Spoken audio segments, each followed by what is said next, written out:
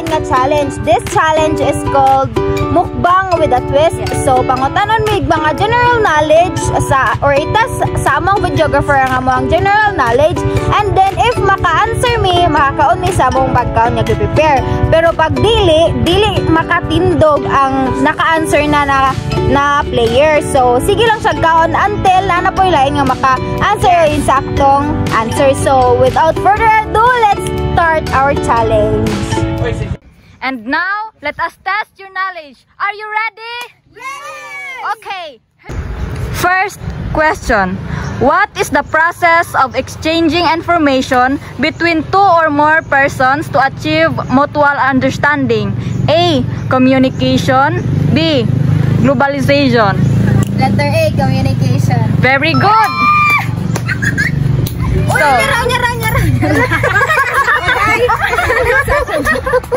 So, next, the process of translating images into symbols.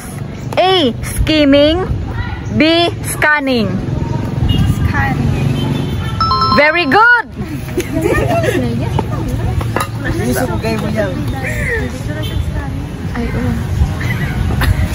So, it is a reading technique that refers to reading only the main ideas within a passage to get an overall impression of the content of a reading selection.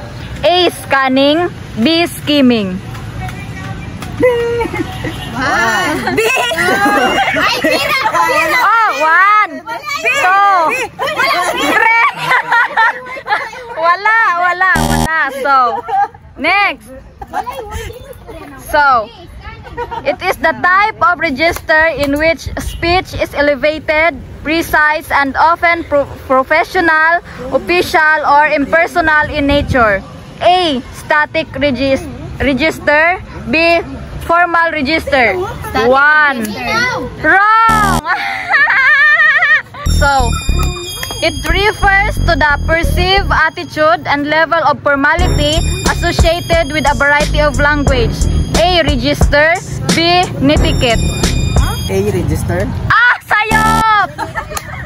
The answer is letter B. So, it is a communication disorder that occurs due to brain damage in one or more areas that control language. B. A. Pidgin. A. Aphasia. 1. Very good. A. 1. 2. 3.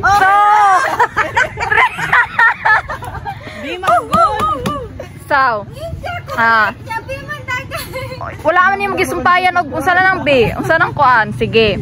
So, what is a speech that a person delivers without predetermination or preparation? A. Extemporaneous. B. Impromptu. B. Impronto. Very good. So, it is a soft skills that allows people to understand the information others convey to them. A. Listening. B. Speaking. 1. Huh? Very good. Letter. Very good. So, it is the study of meaning, signs, and symbols used for communication. A. Semantics. B. Syntax. A. Semantics. Ah! Sayop! The correct answer is letter B. Syntax. So, daydreaming or having your thoughts elsewhere while someone is speaking to you are examples of what communication noise. A. Physical noise. B. Psychological noise. 1. B. Psychological. Very good. So, it refers. Sige, sunod.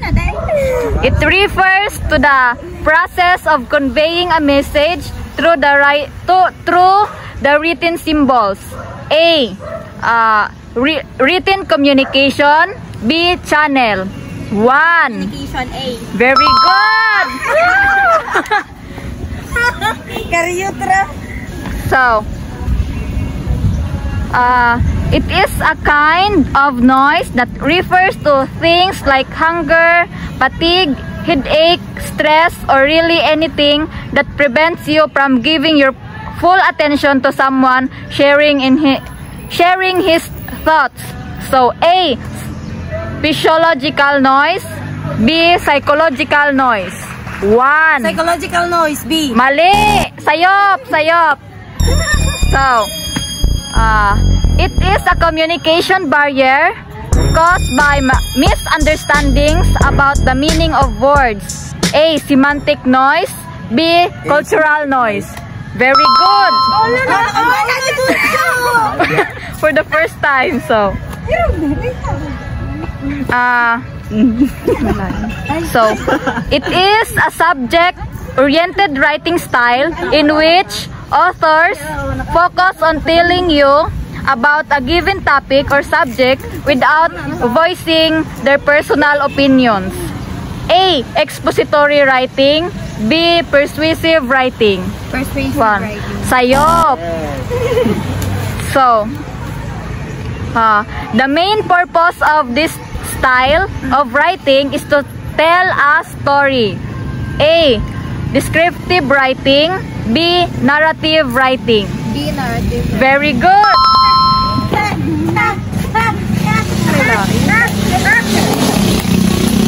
So, a reading technique that refers to reading only the main ideas within a passage to get an overall impression of the content of a reading selection. A, scanning. B, skimming. B, skimming. Very good. Itarok dun. So, next, the distribution of audio or video content to a dispersed audience via any electronic mass communications medium. A, articulation. B, broadcasting. 1. Very good.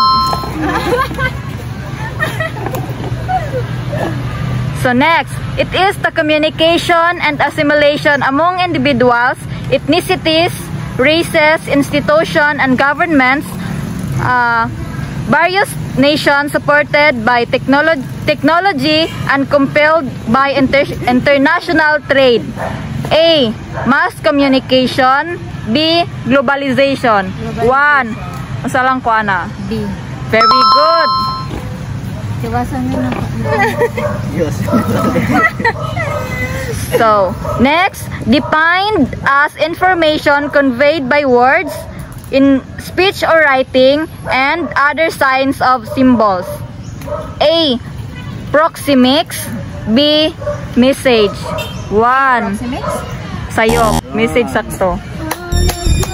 So, features of language use that results in miscomprehension or complete loss in communication. A, jargons. B, language barriers. 1, jargons. 2, sayo. Agoy! So, the main purpose of this style of writing is to convince.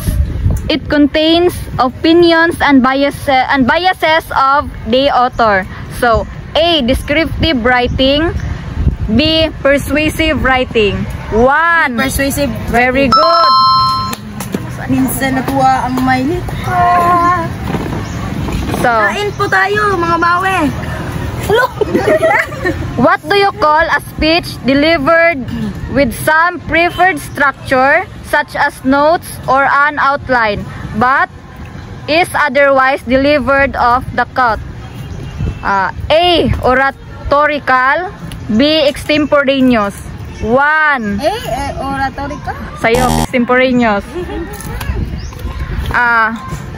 What do you call to a set of familiar words within a person's language?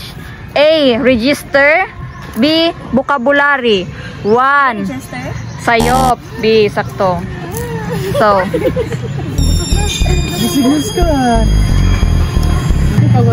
it refers to a formal, in-depth conversation between two or more persons wherein the exchange of information takes place with a view of checking a candidate's acceptability for a job. So, A, feedback. B, interview. Sayop. Interview.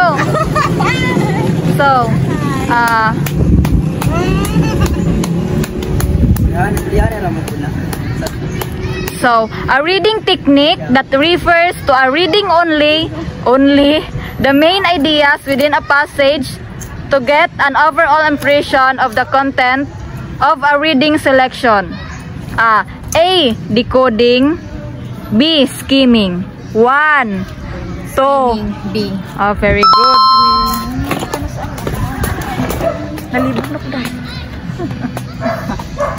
So, the part of a letter that immediately precedes the writer's signature. So, A, salutation. B, complementary clause. A, salutation. Wrong. So, it refers to the rules of language and its grammar in terms of ordering words in a sentence so that their meaning is clear. A, syntax. B, semantics. 1, 2. Very good. So, what do you call to the external and unnecessary sound that impedes effective communication?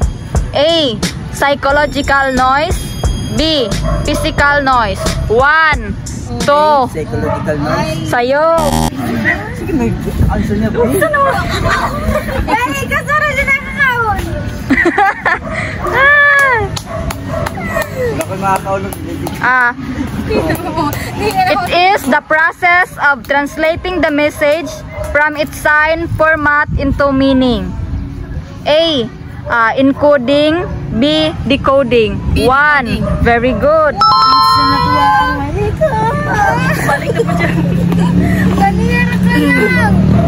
So, John is a Russian student at the University Putra, Malaysia.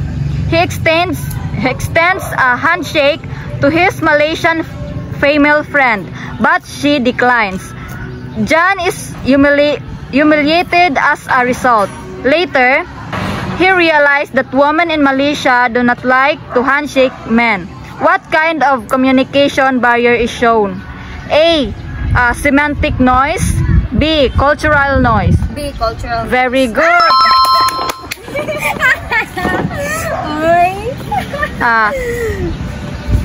It is the style of writing that focuses on describing a character, an event, or a place in great detail. So, A, narrative writing. B, descriptive writing. Descriptive writing. Very good. Letter B. Very good. So, type of language register that is used in writing and speech with people in the same group, team, or etc. So, A, static register. B, casual register. 1. Very good. What's up, guys? So, Nakain rin. So, Kaya yung answer po na sige magabi. what do you call a speech delivered with some preferred structure such as notes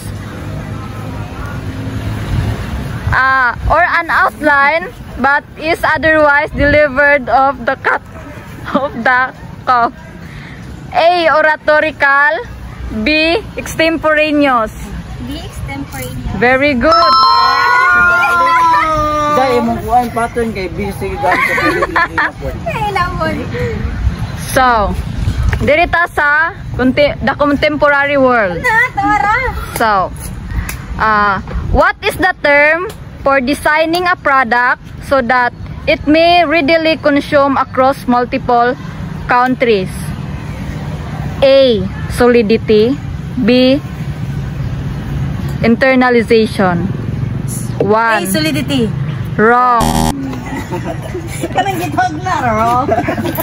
What is the process of expanding various socio-cultural and ecological operations from national to international and transcultural levels. A. Globalization. B. Westernization. 1. Globalization. Very good. So, this refers to the term that describes destroying groups because of their political belief rather than their religion or their identity. So, A. Politicide. B. Periphery. 1. Politicized. Very good. Letter A. So, what is the term for unlawful use of violence and intimidation, especially against civilians in the pursuit of political aims? A. Terrorism. B. A. Terrorism. Oh, very good. Kauno na jud siya. So, it is the total value of all finished goods and services produced by a country's citizens in a given financial year, irrespective of their location. A. Gross domestic product or GDP. B. Gross national product or GNP. 1. Gross national product or GNP. Very good.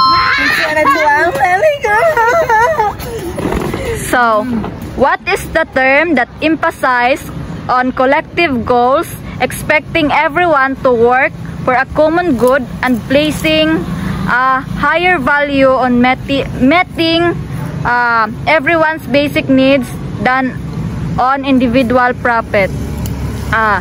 A. Socialism. B. Capitalism. 1. 2. Very good. What is the term for low-income countries whose natural resources and labor support the wealthier countries, first as colonies and now by working for multinational corporations under neocolonialism? So, A. Periphery. B. First world. 1. A. Periphery. Very good. So, last 2 questions. So, what do you call as the abundance of resources in a specific country? A. Asylum. B. Inequality. Wrong.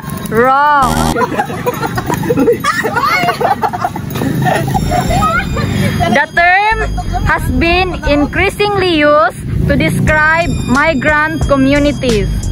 A. Refugees. B. Diaspora. A. Refugees. Wrong. It's eating now.